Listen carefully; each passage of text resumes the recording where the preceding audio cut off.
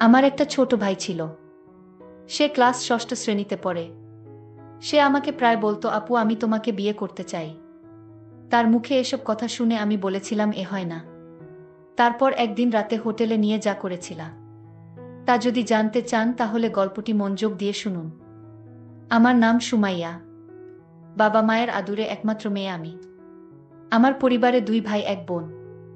আমার বড় ভাইয়ের নাম আবুল আর ছোট ভাইয়ের নাম শিমুল। আমি কলেজে সেকেন্ড ইয়ারে পড়ি। আমার বয়স 20 বছর।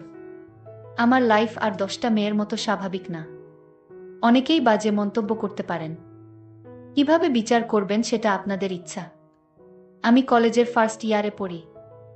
আমার ছোট ভাই শিমুল মাত্র ক্লাস ষষ্ঠ শ্রেণীতে পড়ে। শিমুলকে আমি ছোটবেলা থেকে অনেক স্নেহ করতাম।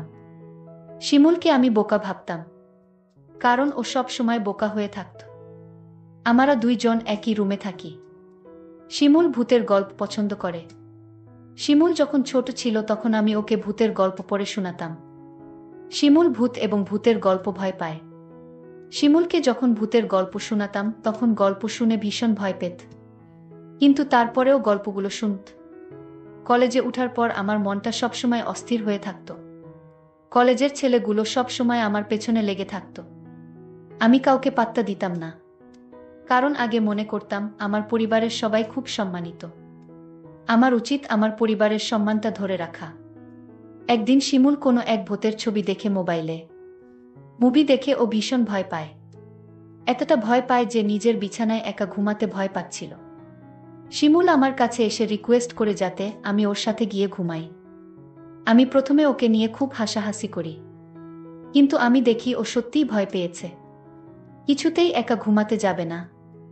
কিছু উপায় না পেয়ে আমি ওর সাথে শুতে গেলাম। আমার উদ্দেশ্য ছিল এই যে শিমুল ঘুমিয়ে পড়লে আমি নিজের বিছানায় ফিরে আসব। অনেকক্ষণ হয়ে গেলে আমি ভাবলাম শিমুল ঘুমিয়ে পড়েছে। নিঃশব্দে ওর বিছানায় ছেড়ে নিজের বিছানায় চলে এলাম। কিছুক্ষণ পর শিমুল ঘুম থেকে উঠে বসে। আমি দৌড়ে নিজের বিছানায় ছেড়ে ওর কাছে গেলাম। ও ভয়ে চিৎকার করছে। আমি শিমুলকে বললাম, কি হয়েছে তোর? শিমুল বলল, আপু তুমি আমাকে রেখে অন্য রুমে চলে গেলে কেন?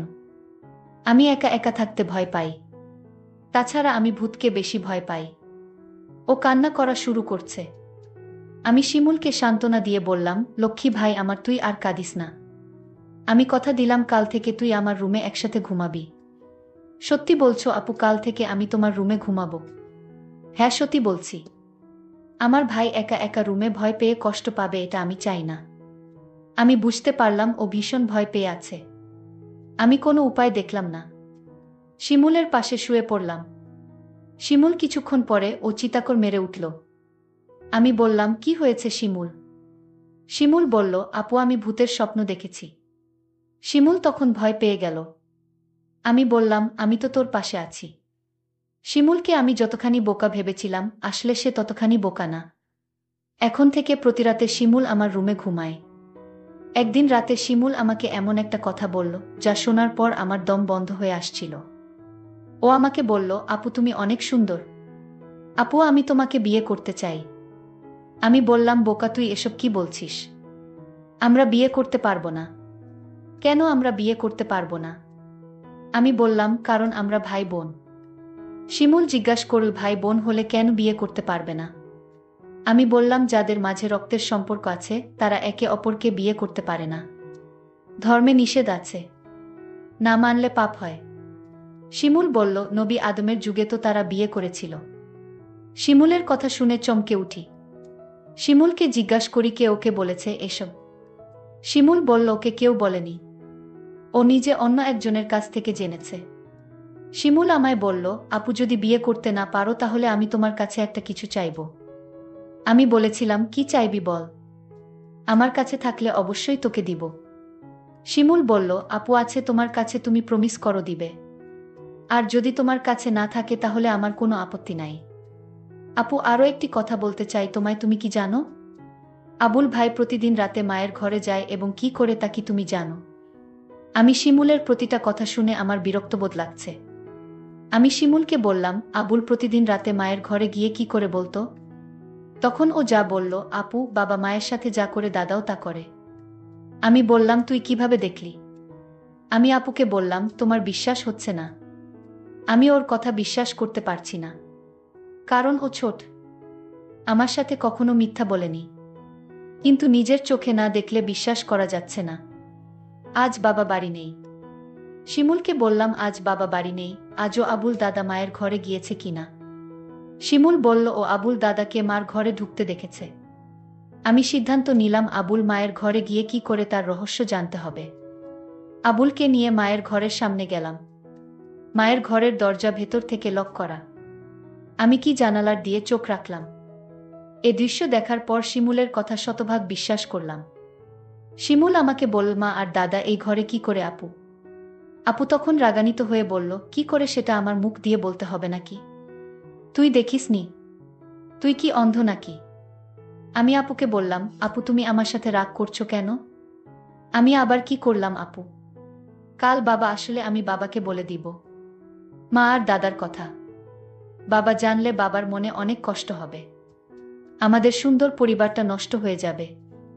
আমাকে এই পরিবার বাঁচাতে হবে। আমি শিমুলকে ঘরে নিয়ে আসলাম। শিমুলকে বললাম, আমাদের পরিবার একটা সম্মানিত পরিবার। আমাদের ঘরের কথা বাহিরের মানুষ জানলে আমাদের সম্মান নষ্ট হয়ে যাবে। ঠিক আছে আপু, আমি বাবাকে কিছু বলবো না। শুধু তুমি যদি আমার একটা কথা রাখো, আমি আমার পরিবারকে বাঁচাতে। আমি শিমুলকে বললাম, তুই বল তোর মনের কথা, আমি রাখব। শিমুল তখন আমায় জিজ্ঞাসা করল, সবাই পারলে আমরা কেন পারবো না? কি করতে হবে সেটা বলবি তো? আমি বললাম, আপু তোমার কাছে একটা রাত ধার চাই। তুমি কি দিবে? আপু বলল, রাতে আবার কি করবি? যা বলবি ঘুরিয়ে না বলে সোজা বলে ফেল। আমার ছোট ভাই তখন বলল, আপু দাদা আর মা যা করে আমরা তাই করব। শিমুল, তোর কি মাথা ঠিক আছে? তুই কি বলছিস একবার ভেবে দেখেছিস? আমি আপুকে বললাম, তুমি আমার কথা রাখবে কি সেটা বলো। আমি বললাম, নিয়ম নেই। শিমুল জানতে চাইল, নিয়ম কারা বানায়? আমি বললাম, বড়রা। শিমুল বলল, বাবা সবার বড়। শিমুল বাবাকে বলে নিয়ম বানাবে। শিমুলকে বাবার কাছে যাওয়া থেকে আটকাতে হবে। কিন্তু শিমুলকে কোনোভাবে বোঝানো যাচ্ছে না। আমি ভাবলাম, শিমুল খুব বড় নয়, সবে ক্লাস 6 শ্রেণীতে পড়ে। তাছাড়া ও বোকা, মানসম্মান বিষয়ে তার কোনো জ্ঞান নেই। আমি বললাম, আমি যদি শিমুলের কথা রাখি, তাহলে ওকে চুপ রাখা যাবে। মা আর দাদার ঘটনা বলা যাবে না। আমি বললাম, শিমুল তোর কথায় আমি রাজি, তবে একটা শর্ত আছে। শিমুল বলল, কি শর্ত আপু? আগামী মাসে বাবা মা আমাদের পরিবারের সবাই ঘুরতে যাব চট্টগ্রাম। আর যেদিন আমরা চট্টগ্রাম যাব সেদিন তোর ইচ্ছা পূরণ করব। আমি বললাম, ঠিক আছে। আমি সেই অপেক্ষায় রইলাম। 1 মাস পর বাবা আর মা আমাদের সবাইকে ডেকে বললেন তারা চট্টগ্রাম যাবেন ঘুরতে। তাই আমাদের সবাইকে জানিয়ে দিলেন। আমি বাবার কথা শুনে আমার অনেক ভালো লাগছে। এতদিন পর আমার মনের ইচ্ছা পূরণ হবে। আজকের মতো আমি খুশি কোনোদিন হয়নি। আমরা চট্টগ্রামের উদ্দেশ্য করে রওনা দিলাম। তারপর চট্টগ্রামের এক হোটেলে গিয়ে আমাদের পরিবারের সবাইকে নিয়ে উঠলাম। শুধু 2টো রুম ভাড়া নিতে পারলেন। বাবা আর মা নিজেদের জন্য একটা রুম নিলেন, আর আমাদের 3 ভাই বোনদের জন্য অন্য রুমটা দিলেন। আমরা সারাদিন চট্টগ্রামের দর্শনীয় স্থান ঘুরলাম। সন্ধ্যায় ক্লান্ত হয়ে হোটেলে ফিরলাম। ফ্রেশ হয়ে খাওয়া দাওয়া সেরে যে যার রুমে চলে গেলাম ঘুমানোর জন্য। রুমে 2টো ডাবল বেড ছিল। একটাতে আমি শুলাম আর অন্যটাতে শিমুল আর আবুল দাদা। আমরা সবাই ক্লান্ত ছিলাম, তাই বিছানায় শুতেই চোখে ঘুম চলে এলো। আবুল দাদা ঘুমিয়ে গেছে। আমারও ঘুম ধরেছে, এমন সময় শিমুল আমার কাছে চলে এল। আমি কোথায় শোবো, আমার তো আবার ভূতেরে ভয় লাগে। আমি বললাম, তাহলে আমার পাশে এসে ঘুমাতে। বাইরে বৃষ্টি হচ্ছিল। পরিবেশটা ঠান্ডা ঠান্ডা ছিল। আমি আর শিমুল এক বেডে শুয়ে পড়লাম। রাত যখন গভীর হলো, আমি আপুকে কানে কানে বললাম, আপু আমার কথাটা মনে আছে তো? আপু বলল, মনে আছে। আপু বলল, এখন চুপচাপ ঘুমিয়ে পড়। আমি আপুকে বললাম, আপু ঘুমালে হবে? তাহলে তুমি যে আমায় কথা দিয়েছিলে তার কি হবে? আপু বলল, শোন, আজ তো পাশের বেডে আবুল দাদা শুয়ে আছে। বড় ভাই যদি জেগে যায় তাহলে সমস্যা হবে। আমি আপুকে বললাম, তাহলে এখন কি উপায়? আপু বলল, তুই চিন্তা করিস না, কাল এর একটা ব্যবস্থা করব। আপু, কাল কি ব্যবস্থা করবে? আজ পারলে না, এখন তুমি বলছো কাল পারবে। আমি তোরে কথা দিলাম তুই একদম ঠান্ডা মাথায় ঘুমা। দেখিস আমি সকালে কি করি। তারপর সকাল হলো। আমরা একটা রেস্টুরেন্টে গিয়ে সবাই খাবার খেতে বসলাম। খাওয়া দাওয়া সেরে আমি মাকে ডাক দিয়ে বললাম, মা আমরা আজ এক রুমে আবুল দাদাকে নিয়ে থাকতে পারবো না। আপু মাকে বুঝিয়ে বলল, মা কাল রাতে আবুল দাদা এমনভাবে নাক ডাকা শুরু করছিল আমরা সারা রাত ঘুমাতে পারিনি। আমার আর শিমুলের জন্য আলাদা একটা রুমের ব্যবস্থা করে দাও। আবুল দাদা বলল, আমি মিথ্যা কথা, আমি কখনো নাক ডেকে ঘুমাইনি। আবুল দাদাকে আমি বললাম, মা আপু ঠিকই বলেছে, দাদা রাতে প্রচুর নাক ডাকে। আমিও সারা রাত ঘুমাতে পারিনি। আমার খুব ভয় করে, তার চেয়ে বরং আমাদের অন্য একটা রুমের ব্যবস্থা করে দাও। বাবা বলল, ঠিক আছে, তারা যখন এত করে বলছে তাহলে তাদের জন্য আলাদা একটা রুমের ব্যবস্থা করে দিলেই ভালো হয়। আমি বাবার কাছে গিয়ে বললাম, অনেক অনেক ধন্যবাদ বাবা। বাবা তখন আমার আর আপুর জন্য আলাদা একটা রুম ভাড়া নিল। আমরা সবাই রাতের খাবার খেয়ে প্রত্যেকের রুমে গিয়ে শুয়ে পড়লাম। আমি আর আপু আলাদা একটা রুমে গিয়ে শুয়ে পড়লাম। রুমের বেড এত ছোট ছিল যে দুজন থাকা খুব কষ্ট হচ্ছিল। হঠাৎ দেখলাম আপু ঘুমিয়ে গেল। আমি আপুকে ডাক দিয়ে বললাম, এই আপু তুমি ঘুমিয়ে গেলে। আমি আপুকে জোরে জোরে ডাকতে লাগলাম। আপু আমার কথা শুনছে না। আমি রাগান্বিত হয়ে আপুকে বললাম, আপু তুমি উঠছো না কেন? কিছুতেই আপু আমার কথা শুনছে না।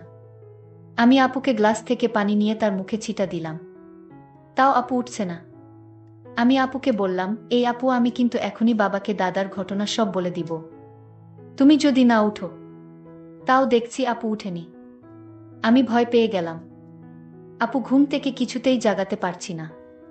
আমি আর কোনো উপায় না পেয়ে বাবাকে ডাক দিয়ে বললাম, বাবা আপুকে এই যে ডাকছি, আপু তো ঘুম থেকে উঠছে না। বাবা বলল, রাত অনেক হয়েছে, তোর আপু মনে হয় গভীরভাবে ঘুমিয়ে গেছে। যা তুই শুয়ে পড়। সকাল হলে ডাকতে হবে না, এমনিতেই উঠে যাবে। আমি বাবাকে বললাম, বাবা তুমি বিষয়টা বুঝতে পারছো না। আমি আপুকে পানি ছিটা দিলাম, তাও তো উঠছে না। মা তখন আমায় বলল, তুই কি বলছিস? মা তখন আমার সাথে আপুর রুমে আসলো। মা আপুকে ডাক দিল। কোনো সাড়া নেই। মা তখন চিৎকার করে উঠল। মা কান্না করা শুরু করে দিল। আমার মেয়ে আর বেঁচে নাই। ঘুমের ঘরে মরে গেছে। আমার কি সর্বনাশ হয়েছে। সবাই রুমে আসলো আর চিৎকার করে কান্না করতে লাগলো। কিন্তু আমার মনে সন্দেহ হচ্ছিল না। না, আপু এভাবে মরতে পারে না। আমি এসব ভাবতে ভাবতে আপুর বিছানায় একটা চিঠি লক্ষ্য করলাম। চিঠিটা আমি খুলে পড়তে শুরু করলাম। চিঠিতে লেখা ছিল, শিমুল ভাই আমার, তুই আমাকে ক্ষমা করে দিস। আমি তোর কথা রাখতে পারিনি। কারণ দাদার ঘটনা দেখার পর থেকেই আমার মন থেকে বাঁচার ইচ্ছা চলে গেছে। সেদিনেই আমি সিদ্ধান্ত নেই, এই পরিবারে আমি বেঁচে থাকতে পারবো না। কারণ যেই পরিবারের সম্মান থাকে না, মায়ের কার্যকলাপ আমার কাছে ভালো লাগে না। আর তোকে আমি মিথ্যা আশা দিয়েছিলাম। কারণ আমি চেয়েছিলাম দাদা আর মায়ের বিষয়টা কেউ না জানুক। কিন্তু তুই বারবার আমায় বলছিলে, তোর কথা যদি আমি না রাখি তাহলে দাদা আর মায়ের কথা তুই বাবার কাছে বলে দিবি। আর আমি কোনো পাপ করতে চাইনি। তার চেয়ে বরং আমি উপারে চলে যাই। তুই যদি সত্যি তোর আপুকে পরকালে ভালো রাখতে চাস তাহলে দাদা আর মায়ের কথা কিছুতেই বাবাকে বলিস না। আমি আপুর চিঠির লেখা পড়ে আমি চিৎকার করে কান্না করছি আর বলছি, আপু তুমি একবার উঠে আসো, আমি আর কোনোদিন তোমাকে কিছু বলবো না। তাও তুমি উঠে আও। কিন্তু মানুষ মরে গেলে কি আর জীবিত হয়? প্রিয় বন্ধুরা, আজকের গল্পটি কেমন লাগলো তা কমেন্ট করে জানাবেন। ধন্যবাদ।